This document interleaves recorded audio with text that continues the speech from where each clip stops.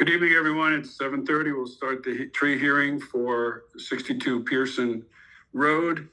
I'm Vic DeLuca. I'm the mayor, and I'm joined here by Township Committee Woman Nancy Adams. And I'm going to ask the other two township representatives, our arborist, Rich Wallowitz. You want to introduce yourself, Rich? Hi, Richard Wallowitz, I'm the arborist from Township. And Mike Horan, I believe you're on too. Yes, there you are. Yeah, hi, how are you? I apologize. I'm doing this from my phone. Mike Horan, Superintendent of Public Works. And Mike is on vacation and took time out to join us tonight. So thank you, Mike. Thank you. We also have Jennifer Cadidio. You just want to say who you are? Hi, good evening. I'm the township attorney. Okay, thank you. And then we have a couple representatives, or at least a couple representatives from the Property Maintenance Group, LLC. Yes, good evening. Corey Klein from the law firm of Sills, Cummins & Gross on behalf of the applicant, the Property Maintenance Group, LLC. Okay. And I know Tony's on here. You want to introduce Tony? Tony Nardone. I'm the owner of Property Maintenance Group. Great, thank you. And then we have the residents at 58 Pearson. Hi, Ellen Seidman over at 58. And then we have hopefully the residents at 64. We do, yes, I see them. Yep, Barnes Evans and Suzette Evans. Great, thank you. So we're going to start this off. First, if everyone could keep their mute on, that would be very helpful. We're going to start this off with remarks from the arborist and the superintendent of public works. Then we're going to go into remarks by the property owner and his representatives and any experts he might have. And then we'll have remarks from the immediate neighbor at 58, and then remarks from the immediate neighbor at 64. And then we'll have remarks from the public at that point. And we're going to limit that to 3 minutes each. And then we'll have comments from Committeewoman Adams and myself. We'll have final comments by the owners and the immediate neighbors, and then we'll make a decision. So that's how we'll run this hearing. We've done a number of these hearings. I must say this gets the award for the most people ever coming to one of our hearings. So you all will be part of that experience. So first, Rich, I want to give you an opportunity to make some comments. All right, thanks. So when one of my associates looked at this tree, then I looked at the tree with Mike Horan late July and saw a kind of a unique situation that the tree is probably, the London plane tree is probably one of the largest in town. Maybe the largest London plane tree, might be the largest tree, one of the largest trees in town. So I started looking at it. Physically, there's no outwardly signs that it's a major problem. Estimated to be about 271 years old, which makes it significant, a couple years older than her recent 250th anniversary of the country. So I think that sort of gives it a historic nature. So I agreed with my associate and declined removing the tree. And Rich, you also sent out a notice, or I guess a memo, that you did an inspection on July 23rd. And you said that you believe that the tree is one of the largest, and you would characterize the tree as a historic and also a rare tree. Is that correct? Yes, I would. Okay. Based on age and size. Okay. And Mike Horan, do you want to add anything? No, I mean, I agree with Rich's assessment of the tree. When I was first called out to it to inspect the tree, I noticed a live, large London plane tree. It had a full canopy with minimal deadwood in it, if any. The root flare was in good shape and intact. and I didn't see any signs of decay or any disease in it. I thought by all accounts it was is a large healthy tree. Okay. All right. If you two could stick around, we might have questions from the parties here. We're now going to move to Corey Klein, and excuse me for just being informal, but it's a lot easier to do things informally so Corey, you're up. Great. Good evening. We have appealed the denial of the applicant's tree removal permit pursuant to section 227-11 of the code in connection with the property, which is located at 62 Pearson Road, identified as lot 138 and block 19.20 on the Township of Maplewood tax maps. The township's May 12, 26 denial of the applicant's application for a tree removal permit was improper, ultra vires, unlawful, as well as arbitrary, capricious, and unreasonable, and must be overturned. Just by way of background, a brief history. On December 9th, 2025, the planning board adopted a memorializing resolution of its November 11th, 2025 grant of minor subdivision approval. The subdivision approval was conditioned on the demolition of the existing structure on the property and compliance with the code provisions regarding demolition of principal structures in residential zones, plot plan review, and shade trees. Prior to applying for minor subdivision approval, the applicant applied to the township for a permit to demolish the existing structure on the property. This demolition permit application triggered a requirement that the applicant appear before the HPC for confirmation that the structure was not subject to historic preservation restrictions. At its January 12th, 2026 meeting, the HPC voted to allow the demolition to proceed. The applicant has since completed demolition of the existing structure on the property, thus satisfying all applicable conditions of the resolution necessary to allow for the perfection of the approved minor subdivision.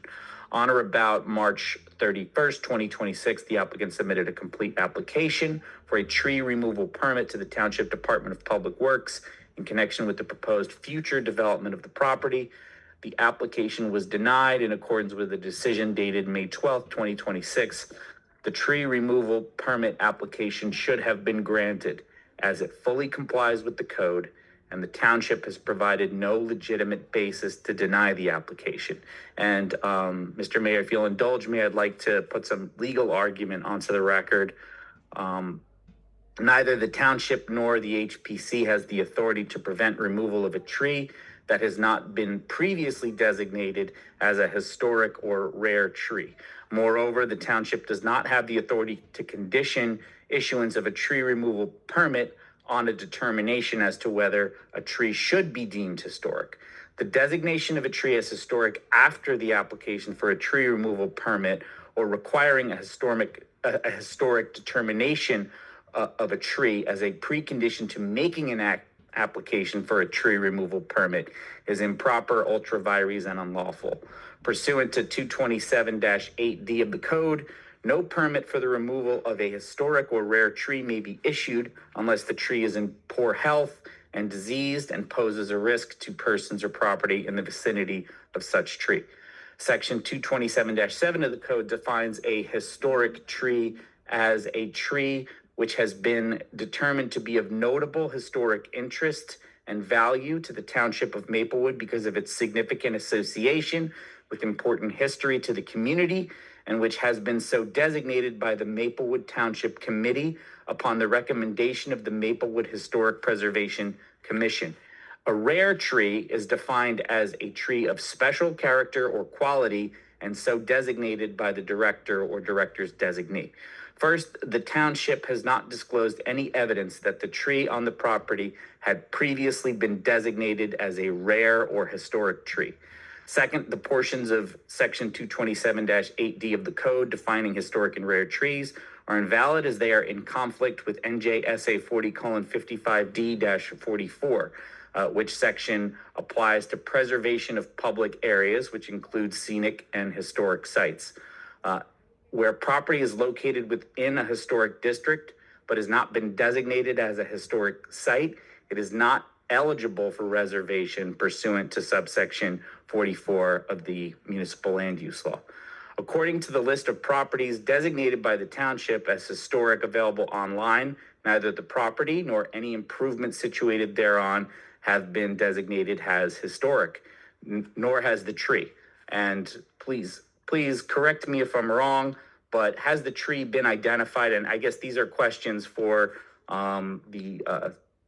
your consultant and for the director of the DPW, whether the tree has been identified in the master plan, designated by the township committee, or recommended by the HPC to be designated as a historic tree prior to the filing of a demo permit by my client.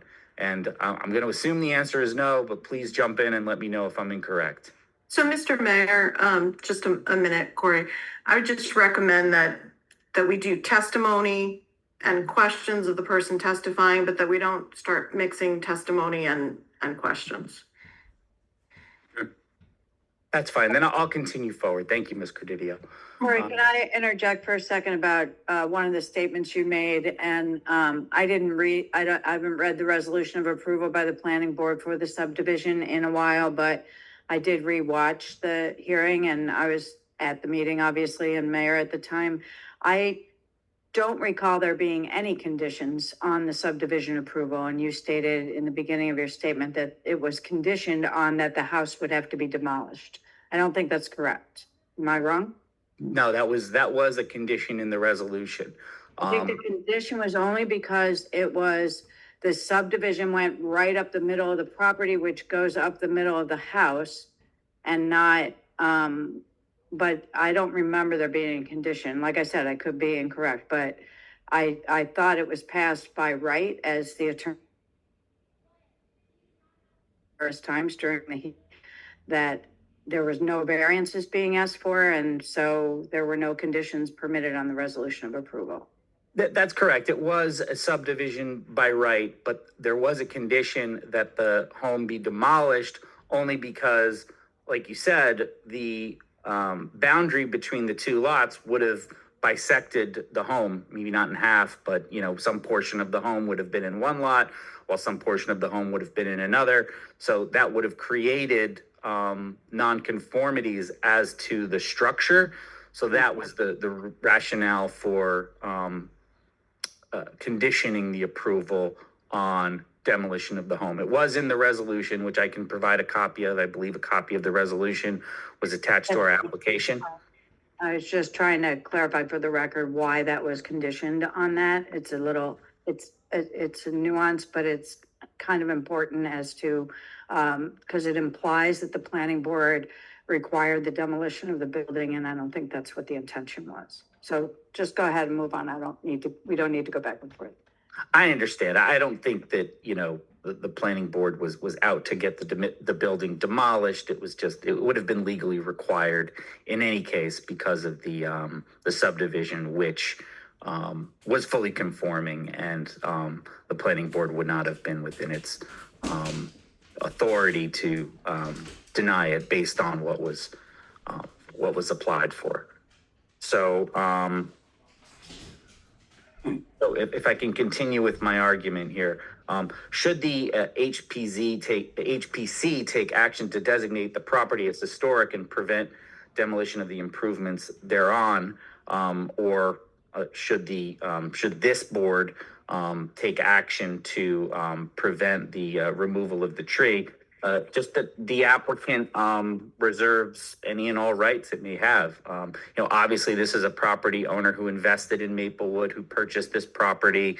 I believe the testimony from the prior hearings was that it was a longtime friend who the property was purchased from, and obviously with the intent to invest in it, and all appropriate due diligence was taken as to whether obviously if the structure or the tree or anything on the property had been previously designated as historic by the township or by the HPC, that would have caused the property owner to take a second look and maybe decide that he would not want to invest in this property. So I guess, and I will let your consultants, your professionals advise you how to proceed, but just in my own opinion, I think the township could be proactive perhaps in the future in identifying trees and historic properties which should be designated as historic to prevent their removal or demolition. But here, that just simply wasn't the case. I just wanted to further add that, I reviewed the denial, and there's recent case law, and I could provide this to you, Ms. Credidio, if you're not aware of the case already. But the case is Berardo versus the City of Jersey City, in which the court held that Jersey City's ordinances delegating historic preservation review powers to individual historic preservation officers were ultra vires and void because the MLUL vests the advisory function exclusively in the HPC, which is a multi-member body of 5, 7, or 9 members with specified expertise requirements. The court emphasized that the MLUL does not authorize the HPO in Jersey City, which is the Historic Preservation Officer, to unilaterally designate a building as historic or to prevent a zoning official from issuing permits. This principle would apply with equal force to any tree removal permit ordinance. The review must be conducted by the properly constituted HPC, not by a single official or an unauthorized body. Now, like I said before, the tree was not designated as a historic tree, to my knowledge, and please correct me if I'm wrong as we go through the testimony, by either the HPC or by the Township Committee. And whether or not it was designated as a rare tree, that would be an ultra vires act of the director, and that would be a problem in Maplewood's ordinance. So we don't have any witnesses this evening. Obviously, Mr. Nardoni is available, but we're solely relying on our legal argument that this action was not permitted. The tree removal permit should be issued. And I reserve rights to question the witnesses that have provided testimony thus far, and any witnesses that will be providing testimony from here out. Thank you. Thank you. We're now going to move to Ellen. Mr. Mayor, before we move further on, I know that, these are usually a slightly more informal affair. Do we usually swear witnesses here? No. Corey, are we willing to stipulate that we're going to treat everyone who speaks as if they were sworn, or do you want to just swear people in masse, or? Yeah, just because, we're going to reserve our right to appeal should this, depending on the outcome of this hearing, probably for the best to have folks sworn in if it's not too much trouble. So if you don't mind, let's do Rich and Mike Horan first. So we'll get that out of the way before my old brain forgets who spoke first. Do you swear that the testimony that you have given and will give to this hearing is the truth, nothing but the truth? I do. Mr. I do. Horan? Okay. Yes, I do. Thank you. Ms. Seidman, before you begin to give your remarks, do you swear that the information that you're about to present to this hearing is the truth and nothing but the truth? I do. Thank you. Go ahead, Ellen. Oh, great. Hi. Good evening. I am Ellen Seidman, and I live at 58 Pearson Road with my husband and 3 children. Our property is adjacent to 62 Pearson. I just want to say that I appreciate the board's careful consideration of the matter and the opportunity for all parties to be heard. And I am grateful for the locals who are here tonight who are concerned about this tree's preservation as well as Maplewood's canopy in general.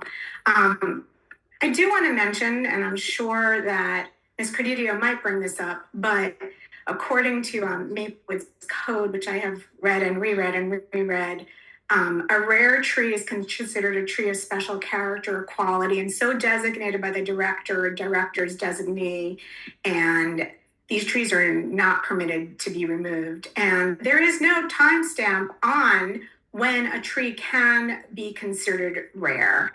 So I just wanted to state that for the record. So we have lived in our home for 24 years. And hey, Vic, are you allowed to? Can I share my screen? I have a little bit of a Yes. presentation. Yes. Okay, thanks. Let's see.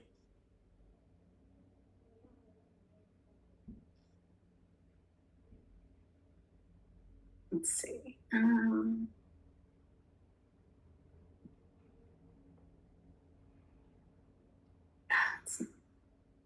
All right, it's not letting me.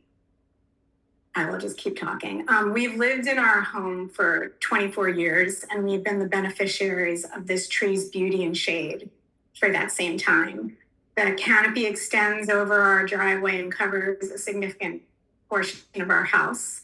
And I really could go on and on about this glorious London plane tree, but for the purposes of this hearing, I chose to focus on how preserving the tree in keeping with the township shade tree code, regardless of whether or not this tree is historic. This is no ordinary neighborhood tree, as has been established. It's significantly old. And to put its scale into perspective, the developer's own land survey, which I have had submitted previously to the town, which the developer had submitted, itself marks the tree's diameter as 72 inches or 6 feet wide. Just for some context, 6 feet wide is about the width of a sofa or some mid-sized cars. So the tree is significantly wide. I have been in touch with the New Jersey Forest Service's Big Tree Conservation Program, which maintains a registry of the state's largest trees. They've been doing that since the 1930s. They indicated, based on estimates, that the tree stands about 71 feet tall. So again, in appealing the town's permit denial, the developer has noted that Maplewood improperly treated this tree as historic, and its ultra vires or beyond the town's legal authority. And what I think the developer does not realize is that regardless of whether the tree does or does not qualify as historic, which may still be established, the committee has ample grounds under the township code to uphold the permit denial. Let me go through some of the factors in section C of the code, which ask the director, his designee, to weigh when deciding on the permit. Section 2027-8, subsection C2, directs the town to consider whether removing a tree will, quote unquote, adversely impact existing drainage patterns. So to measure the potential impact of this tree removal, potentially on drainage patterns, I did an analysis on iTree. And the data indicated that a 6 foot wide plane tree intercepts about 10,600 gallons of rainfall annually and avoids approximately 2,688 gallons of stormwater runoff every single year. So if this tree were to be removed, according to the permit application, for every one tree removed, one replacement tree shall be provided for every 12 inches of tree diameter. So according to the permit application, if this tree is to be removed, given that it's 72 inches, the developer would have to replace one tree with 6 trees. And the developer in the permit proposed replacing this one London plane tree with 6 maples. That would be about 12 to 14 feet tall and 2.5 inches in caliber. So I did the calculations on the stormwater runoff for those 6 trees. And there would be 10,078 fewer gallons of rainfall interception than the London plane tree. That's a 95% reduction in rainfall intercepted, and the 6 Maplewood maple trees would also avoid about 2,556 fewer gallons of stormwater runoff annually, and again, that represents a reduction of approximately 95%. So all this is to say that the replacement trees would not offer the stormwater and rainfall advantages offered by this very mature London plane tree. And so in fact, that fits in with the Maplewood code that the director needs to assess the impact on existing drainage patterns. Beyond the drainage, Section C4 directs the director and designee to consider whether the proposed removal would constitute a significant change in the screening with respect to buildings on contiguous lots. For decades, this tree has served as a mature buffer between the two homes, and removing this tree would obliterate the natural screening that has protected both residences' privacy for generations. In addition, Section 6 of C asks the director to evaluate what overall effect the removal of the tree would have on the physical and aesthetic value of the property. The tree's age plays into this tree's significant canopy, which is estimated to be 98 feet wide. So it is at least as tall as it is wide, and it arches over both properties. It is a defining visual feature of the property and the streetscape, and its stature has shaped the character and charm of our block for many, many, many decades. Besides the maturity and size, this tree provides vital environmental functions that contribute to the physical value of the property and the surrounding area. Besides the stormwater runoff and rainfall avoidance noted earlier, it removes harmful air pollutants and fine particulate matter. I wanted to just quickly read a little bit of something about the London plane tree from the Arbor Day Foundation, which notes that its ability to withstand air pollution, drought, and other adversities assures its popularity as an urban tree. Strong limbs also help make the London plane tree a good choice where site conditions allow for its large size. Beyond its reputation as a survivor, this tree is simply worth admiring. The unique bark and interesting branching give it amazing visual appeal. Its towering height, parentheses 75 to 100 feet, end parentheses, makes it ideal for shade and cutting energy costs. So therefore, the removal would significantly have an adverse effect on the physical and aesthetic value of the property, a factor the ordinance directs the director and designee to weigh in. Personally, as the owner of the adjoining property with my husband, we are concerned about the practical consequences of removing a mature tree that currently helps with drainage. I am not aware of any site plan, and I have not seen any engineering analysis evaluating what effect removal of a tree may have on drainage, affecting not just our property, but others downhill. Our street, Pearson Road, is on a hill, and during storm events, our basement has experienced flooding. And I know from our neighborhood Facebook group that other neighbors, a significant number of neighbors, have also experienced flooding.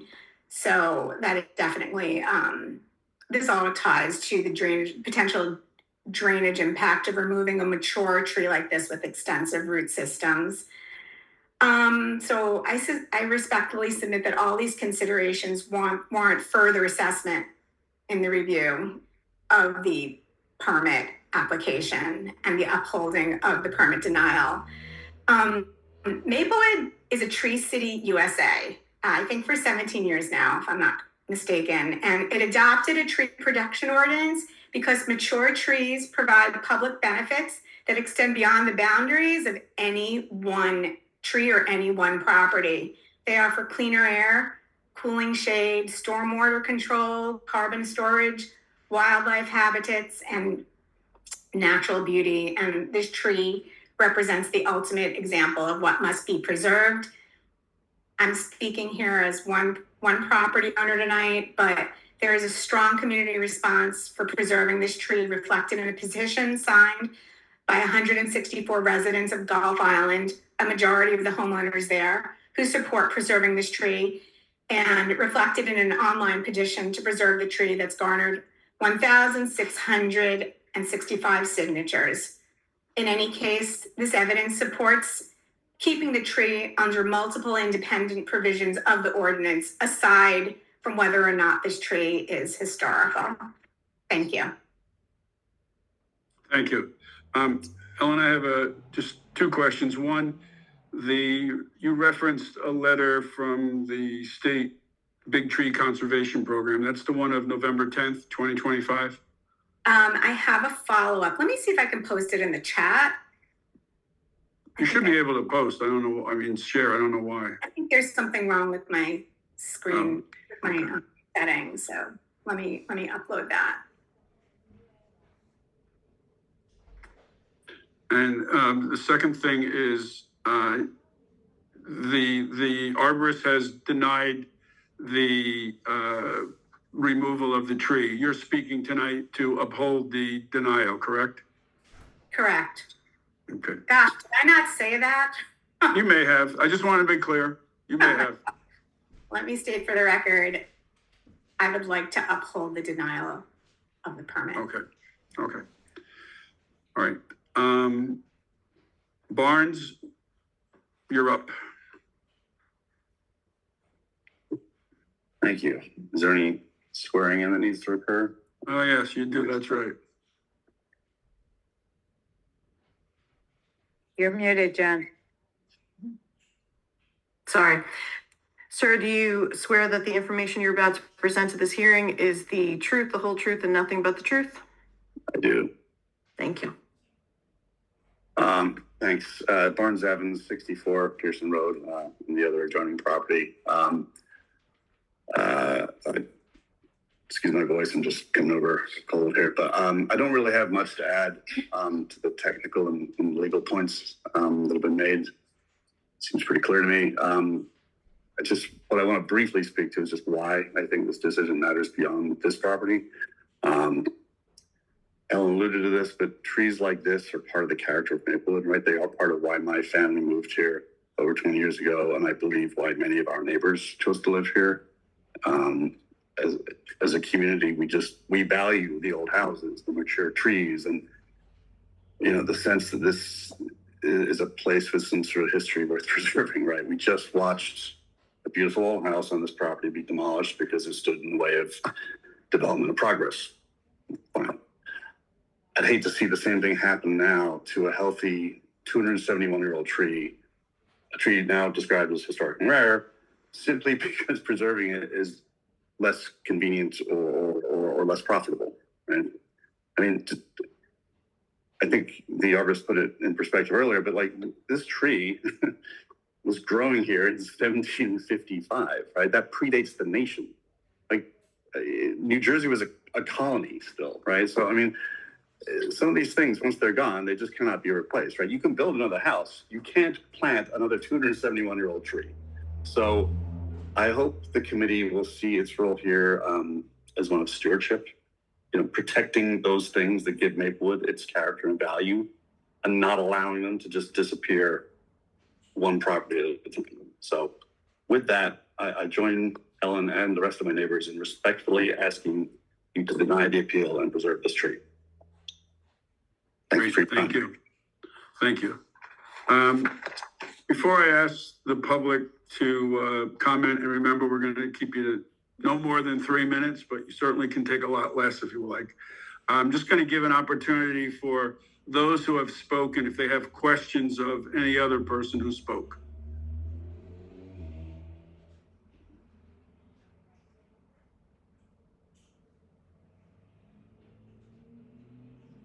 Okay. Sorry, can you say that again? I'm sorry. So Rich, Mike, Corey, Ellen, and Barnes, each of you spoke. Do any of you have a question for anyone else who spoke? No. No. Yes, I have a question. I just wanted to ask, was your name Rich, the expert, the arborist? Yes. Mr. You say your last name? I apologize. Rich is easier. Rich is easier. Okay. Question for Rich or Mr. Horan, if you want to chime in. I just wanted to confirm, has this tree been identified in the Maplewood Township Master Plan as a historic tree? I am not familiar with the Maplewood Master Plan. And terms No, I'm of not sure. I can't identifying speak to that. historic trees. Okay, thank you. And as a follow-up question, has this tree been designated by the Maplewood Township Committee as a historic tree? I am not aware. Again, I'm not sure. I can't speak to that. Thank you. And do either of you know whether the Maplewood Township Historic Preservation Commission has recommended to the Township Committee that this tree be designated as historic? I'm not aware of such. Thank you. And Mr. Haran? Yeah, I'm not sure. I can't speak to that. Okay, and Ms. Seidman, that was an excellent presentation. I appreciate your research. But in and I get, again, this question is for Mr. Haran. Did you have a chance to see a copy of the actual denial of the tree permit? Sorry, it's coming up as blurry on the screen here. But it was attached to my May 27th, 2026 letter as Exhibit C. No, I'm not sure offhand. I mean, I know I've seen a bunch of different papers. I can't speak intelligently that I saw that I recall what it says. Okay, and I'm trying to read the name of the person who did the inspection. G.H. Sweeten? That's George? correct. George Sweeten. Is Mr. Sweeten on this call? No, he's not. Okay. Well, I just wanted to point out that the boxes were ticked no as to whether the removal would affect drainage, impair the growth of the remaining trees, cause soil erosion, affect screening, affect overall property aesthetic, or would the presence of the tree present a hazard, or is it a historic, notable, or specimen tree? All of those boxes were checked no. That paperwork is on file as I submitted it to this committee. Let's see.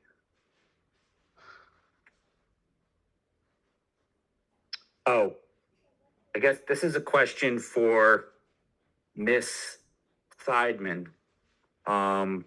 Just very briefly, I read these two letters from the New Jersey Big Tree Conservation Program, and I admire the effort that you've put into getting these letters and getting in touch with them.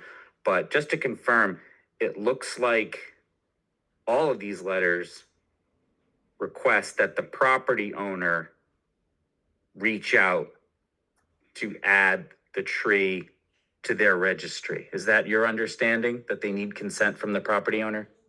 That is correct. The registry, while acknowledging the historical and environmental significance of the tree, could not add the tree to the registry because they require the consent of the property owner. And given in this case that the property owner wishes to take down the tree, the consent would not have been feasible. Thank you, Ms. Simon. I had no further questions for any of Great, the. thank you. Thank you. Okay, we're going to go move to the public.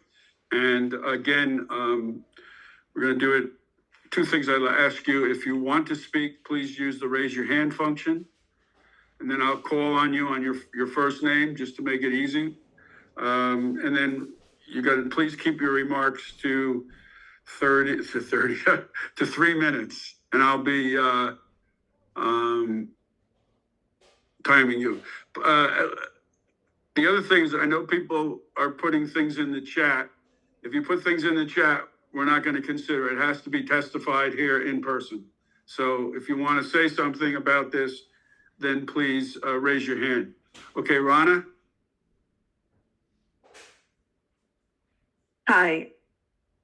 Do I need to be sworn in? Mayor, I think it would be preferable. We Go don't ahead. always members of the public in. Do you swear that the information you're about to present to the hearing is the truth, nothing, the complete truth and nothing but the truth? Yes, I do. Thank you. My name is Rona Questel. I live at 66 Maplewood Avenue. So I am not in that particular area on Pearson Road. I'm quite some distance away, but to me, this is a larger question of our whole town and the value of trees in our entire country, not just Maplewood. I prepared a statement because I felt like I was going to just sort of miss what I wanted to say, and it's a little bit strong because I feel very strongly about how wrong this is. So any implication that the township is at fault is not really meant that way. It's just sort of like a broader us as a society, as a functioning body of people, whatever it is. This is how I feel. I have to say that I am flabbergasted that we are even discussing this at all. At a time of global warming and increasing climate chaos with more frequent flood warnings and smoke conditions, the idea that we would even consider removing a large tree of such environmental and ecological value is shocking. The casual disregard with which we treat our precious tree canopy and each individual tree that contributes to the whole is disheartening. When we are now being asked to pay a new stormwater utility tax on top of the already exorbitant taxes we pay for the privilege of living here, it is unconscionable that this body would even entertain, never mind approve, the destruction of one of the few mitigating resources we have to limit excess stormwater and the resulting damage. These developers see our town as a profit center, not a living, breathing community that has to bear the consequences of their greed. The audacity they have to presume that they can do whatever they want to the history and remaining greenery of this town, where at most they get a slap on the wrist for accidentally cutting down enormous and incalculably valuable trees as though they didn't notice the giant crane that they brought in to take it down, is galling. We have already lost so many trees to age, disease, and carelessness, like the irresponsible cutting of significant roots to maintain sidewalks. We cannot afford to lose even one more. Since I first moved here 29 years ago, the tree canopy along Maplewood Avenue has almost entirely disappeared, and I find myself scouting out which side of the street has more shade at any given point while I'm walking to town so I can get out of the sun. To willfully take down a tree of historic and environmental significance is disgraceful, and the request to do so should be denied without question. It disgusts me that we treat this tree as a thing to be subjected to the peculiar technicalities of township ordinances, and whether we had the forethought to go around town and designate every single tree instead of as a valuable living resource that is irreplaceable in our lifetimes. I just cannot countenance that this is even an option on the table, and if it's taken down, I hope that tree has a connection with God that will take out its wrath on the people who chose to do that. That's my testimony. Thank you. Okay, Erin, and you're going to be sworn in, Erin. Sounds good. Jennifer? Erin, do you swear that the information you're about to present at the hearing is the truth, the whole truth, and nothing but the truth? I do swear. Thank you. Thank you. So we're speaking tonight in support of upholding the denial of the permit as Maplewood residents. And I say we because I sit here with my 7-year-old, a proud Cub Scout and nature lover who's enthralled by the historic nature of trees throughout our town. The wildlife that benefit from them, the leaves they drop for leaf rubbings, the sticks we collect. This town more than earns its nature-centric name. And we live on a street similar to Rona that was once characterized by its beautiful canopy. But blights, beetles, climate change have irreparably changed the look and feel, the character, and the temperature of our street. With heartache, we've been forced to deal with trees in decline, but we have been fighting to save trees, less than half the age of Pearson's amazing London plane. The Property Owners Council cautions the town to remember its responsibility.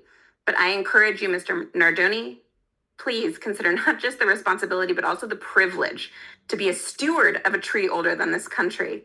We would be honored to be in your position tending to a tree of this majesty for future generations, rather than shaking hands with a friend to buy their house and raise their historic tree. Timing of the designation of historic and rare seems kind of inane to me, honestly. Who would even think to proactively take down such a gift? And really, who wants to be that guy? So if we can't take it upon ourselves to responsibly nurture these trees and set the right standard for future generations, why buy this property? Why do this to Maplewood and its tree-loving residents? So thank you, Mayor DeLuca and the council and those who take the stewardship seriously. Thank you to the arborists. And I appreciate your giving us the opportunity to speak out on behalf of doing the right thing. Thank you. Is there anyone else who would like to speak?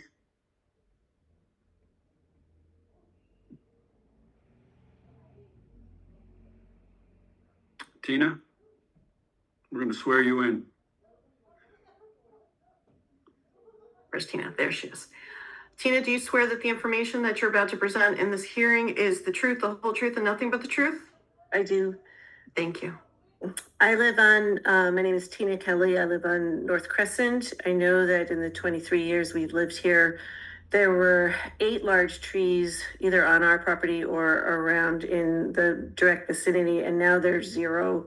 We have lost a great deal of our forest canopy just in 2 decades. And I know that there have been discussions over in South Orange about where they've kept actual close track of the number of trees that are down. That I've seen that on Facebook with quite a few details on it. I am speaking in support of the tree and in support of keeping the denial in place. I know from driving by the golf course after the recent storm that it's underwater after, not named rainstorms, just regular old rainstorms. The golf course is underwater. To think that there's no connection between this tree in question and whether or not it would do anything to reduce stormwater, to deny that that's a possibility, to deny that it is that it would cause soil erosion to remove the tree, to deny that it would reduce the aesthetics of the property if you took the tree down, it just seems naive and dishonest on the face of it. I think that if this, God forbid, does go through and the tree comes down, we need as a community to write down every single tree that might in the future be considered of value, because we didn't think of that ahead of time because that wasn't a known responsibility. But maybe the Tree City America should tell everyone in America, all the tree cities in the country, that they need to write down every tree that's valuable to them. But for us and for our children and for the wildlife that lives on those trees, you don't get to replace it with 12-inch diameter maple trees is ridiculous. It just does not have the same environmental value. So thank you for folks who are researching this, and please keep the tree. Thank you. Destiny? Hello. You're going to be sworn in first. Very good. Destiny, do you swear that the information you're about to present to this hearing is the truth, the whole truth, and nothing but the truth? I certainly do. Thank you. So first of all, I'd just like to say I moved here for the trees, quite literally. I don't have children. I pay these taxes because it's the trees, right? And because I wanted to be surrounded by like-minded people who cared about ecology, who cared about their neighbors, who cared about community. And Mr. Nardoni, I know that you're a property manager. I myself grew up in property management. The woman who delivered me was a property manager, and that's how I spent my summers and then after college, right? I was a property manager. I know how important it is as a property manager to keep your community happy, to keep the people in your community happy and healthy and thriving. So I guess my question to you, and you really don't have to answer it, is how in good faith can you start building a property that's already fueling so much angst and aggravation, and then hand it over to people and want them to build a home and a family there? That just doesn't seem like a good thing to do, from a business standpoint, from a human standpoint. So I encourage you to rethink your plans with this space. That's all. Thank you. Okay, is there anyone else who would like to speak? Melissa? Yep. Hi, Before you- Melissa. Yeah, Go ahead. Melissa Barron Suncoli, you can swear me in. Do you swear that the information you're about to present to this hearing is the truth, the whole truth, and nothing but the truth? I do. I just want to, and just going back to what Tina was saying, I live on South Pearson Road towards the Valley Street end of it. And I just want to reiterate that after every major storm, and gosh, we've had a lot of them this summer, it seems like one of the first thing my husband and I do is, I wonder how full the golf course is today. I mean, without exception, it turns into a lake. And as you know, as a property owner very close to the golf course, I would be very concerned about the drainage impacts if this tree were to be removed. So and I would love to see a study on an actual study as opposed to a checkbox on that too. So I support upholding the denial, and very concerned about how it would impact the routine flooding on the golf course. Thank you. Is there anyone else? Anyone else? Nick? Nick, if you can unmute yourself.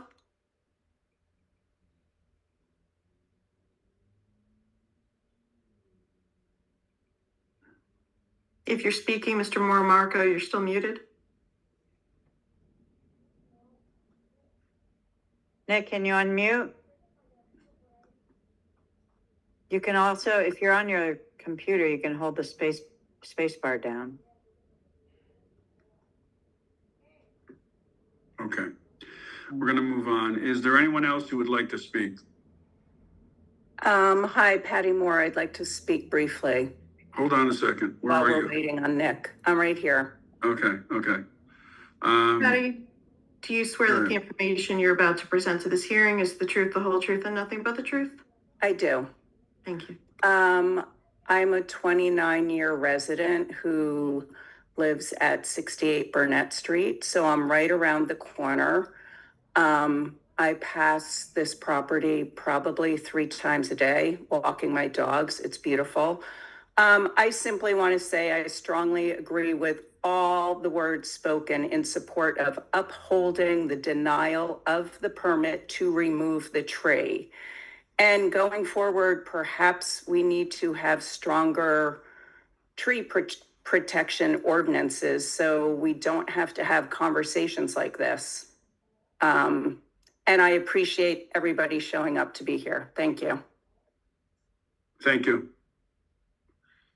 Okay. Is there anyone else who would like to make comments?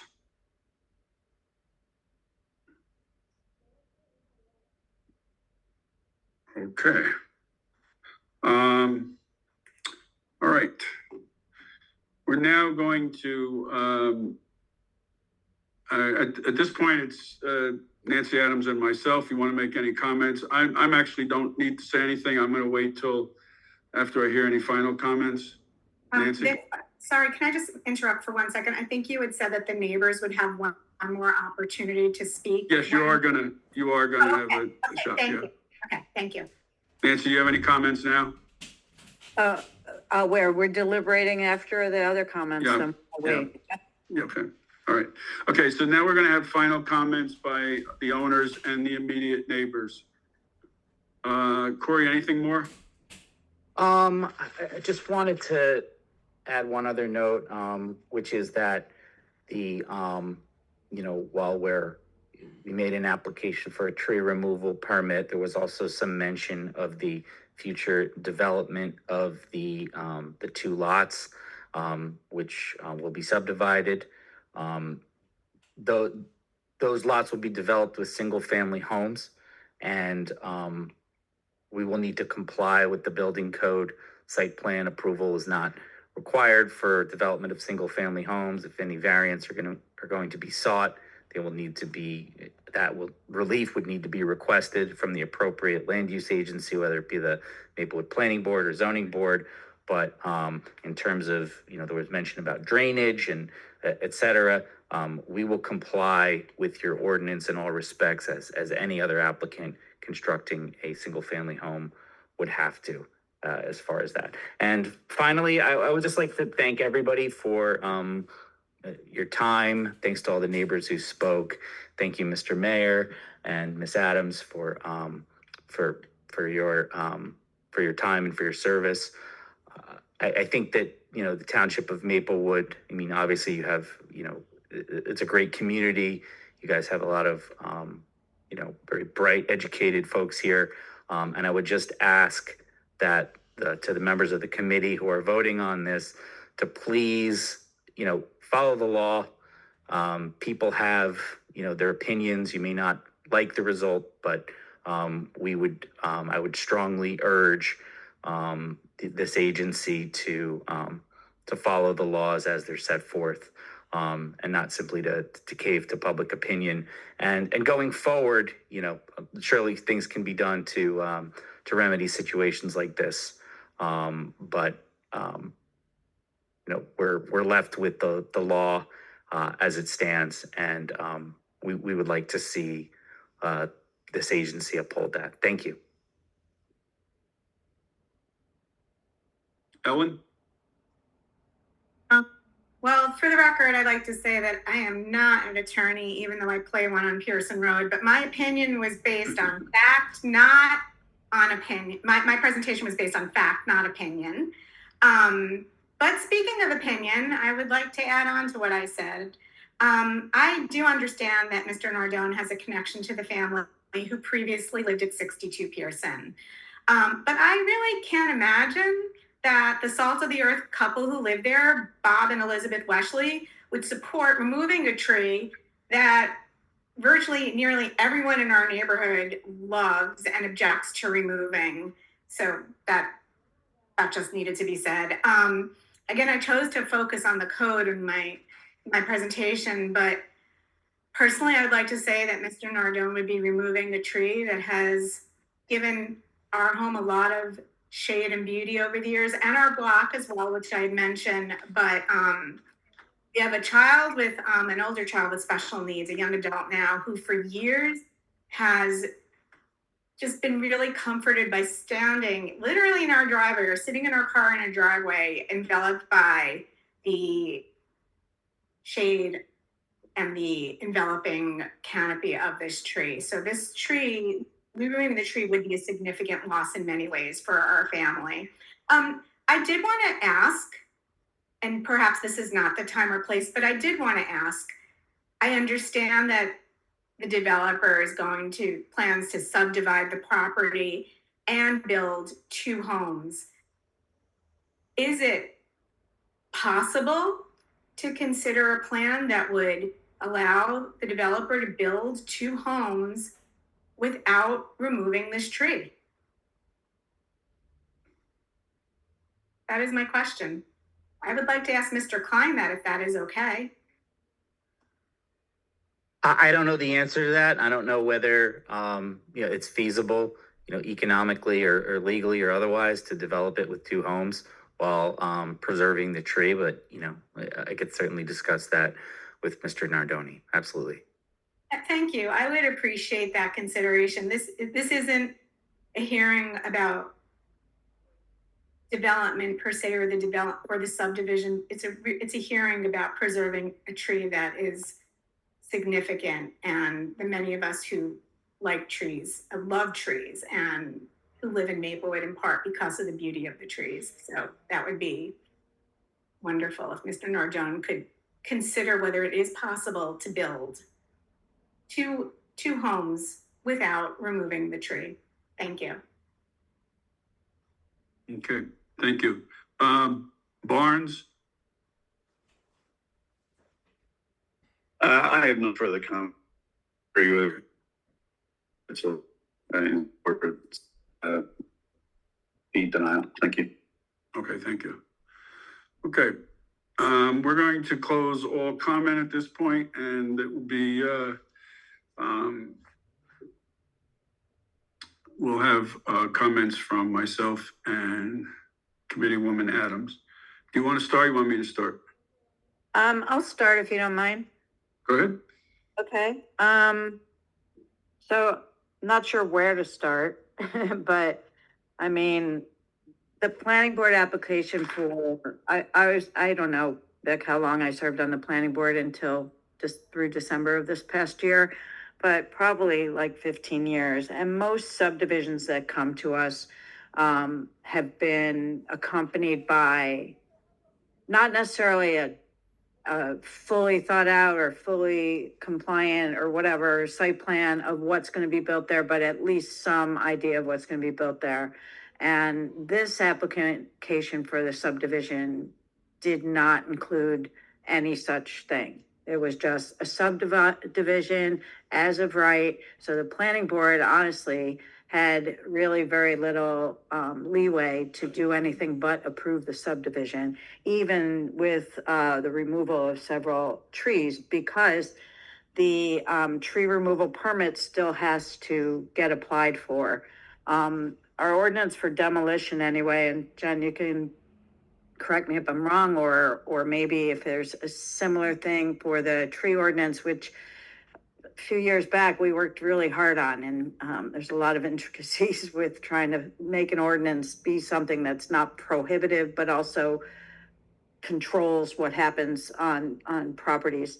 But the removal of a specimen tree is allowed if it stands in the way of development projects approved by the planning board or zoning board.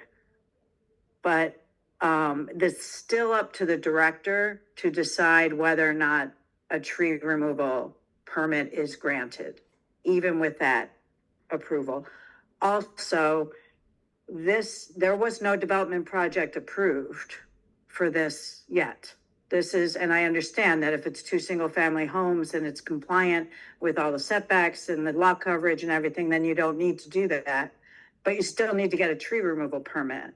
And I don't see that since there was no development approved, the planning board's approval for a subdivision doesn't mean the same thing as the development itself being approved. It just means the subdivision was approved. Jen, does that sound like my lawyer hat is working or no? I love it when everyone uses their lawyer hat. I understand your point though, Ms. Adams, that the subdivision itself, as Mr. Klein had said, in order to perfect the subdivision, the house would need to come down, but I don't know that there were any representations made to that effect with respect to the tree. Right, and there was, so this tree being as it is, and I agree with Ellen that maybe there's a design that can be made up to do 2 single-family homes while keeping the tree. I doubt that that's possible, given that the size of the canopy is so large. And what I've learned in my service for the last 10 and a half years is that a tree canopy usually extends as far as the roots do. So building something there and cutting all that would probably put the tree in jeopardy. So I have concerns about that. I do know from many of the people who are buying houses in Maplewood and either tearing them down and building multiple houses or a couple houses and turning around and flipping them, or those that have take down one single family house and build a bigger single family house on that lot, still make a lot of money. So I'm not compelled to say that we should reverse the denial of this permit. And I understand, Corey, that you started your presentation with that you're going to appeal if you don't win this. And that's obviously you're right. But I haven't seen anything to say that something as magnificent as this tree, which was there, by the way, when the developer purchased the property. So, consideration could have been given then as to whether or not he could do what he wants to do while keeping that tree intact. If I'm buying a property, I'm not looking at it as, there's a ginormous tree on it and I'm just going to hack it down so I can. That's apparently the way this was looked at. And as you can see from the numerous residents and the law, I think we're compliant with, that I can't support overturning this denial of this permit. So I can say more, Vic, if I have anything to say about what you say. So. Okay, thank you. I want to thank everybody for coming out tonight. As I said, this is the largest tree hearing we've ever had. So it is a challenge. This is a challenge on many fronts. We do encourage development in the community, but we want it to be responsible. The resolution that was approved by the planning board on the subdivision was very clear that the applicant must comply with the township's tree ordinance. That was made very clear at the planning board meeting. I listened to it. And whether or not the applicant relied on any information prior to seeking the subdivision, it was quite clear that the planning board, in granting the subdivision, said that the applicant had to follow the tree ordinance. Now, the tree ordinance makes it very clear in 227.8C about what happens with a specimen, what happens in the review process of, and it does talk about, as Ellen mentioned, it does talk about existing drainage patterns. It does talk about the canopy and the contiguous lots, the significant change in the screening. And then it also talks about a specimen tree cannot be removed unless the tree is in poor health or diseased. We've heard no evidence tonight that that's the case.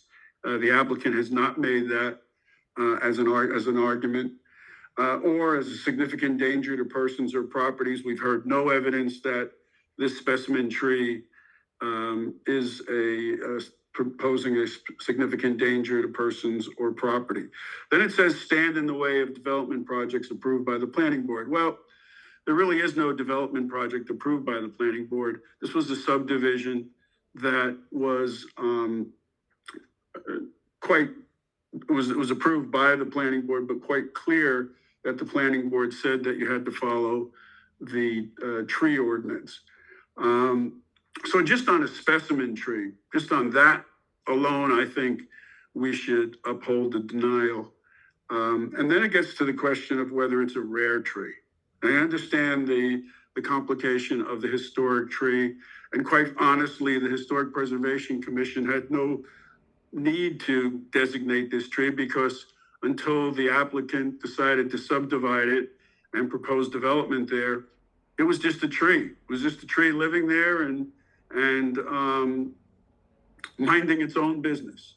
And so this whole situation was really the result of the developer trying to subdivide it and build two houses there. But clearly on the rare tree, I think there's significant evidence that this is a rare tree. And we did receive information from our arborist that he characterizes as a rare tree. He talks about it being 271 years old. Probably, he says here, quote, "I believe that this tree is probably the largest of its species in the township." That sounds pretty rare to me. In the correspondence from the state, Forrest Jennings, who's the forester, spoke, and this was in his July 17th memo, spoke about doing going online and doing a calculation that he came up with, that this tree would score in their calculation of champion trees. This tree would score 322 points. And what he further said is that the largest London plane tree in the state is in Union County, and that score is 308. So this tree would be even higher in points than the one there. And then he concludes by saying it's the largest and likely oldest tree of its species in the state of New Jersey. So I think on the basis of both being a specimen tree that doesn't meet the criteria and being a rare tree, that the denial by the arborist is to be upheld. So with that, unless anyone wants to say any final comments, we will instruct the Department of Public Works to deny the issuance of a tree removal permit, and then we'll move forward from there. Do you have anything else, Nancy? A few things, but I'll let them be. Okay. All right. With that, we'll adjourn the meeting. Thank you all for coming. Thanks, everybody. Good Thank night. you. All right. Yay!